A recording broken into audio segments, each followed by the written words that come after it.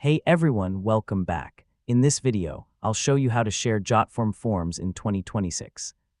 If you want to send your form to users, clients, or embed it on a website, this guide will help you do it step by step. First, open your web browser and log in to your Jotform account.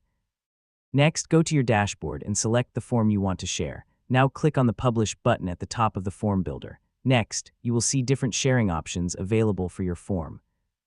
Now choose the direct link option if you want to share your form through WhatsApp, email, or social media. Next, copy the form link and send it to anyone you want to fill out the form.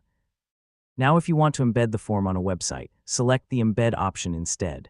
Next, copy the embed code and paste it into your website's HTML or page builder.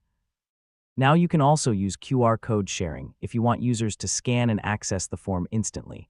Finally, test the shared form to make sure it opens correctly and works smoothly for users. And that's it. You've successfully learned how to share Jotform forms. Your form is now ready to reach users anywhere online. And don't forget to like, share, and subscribe for more helpful tutorials.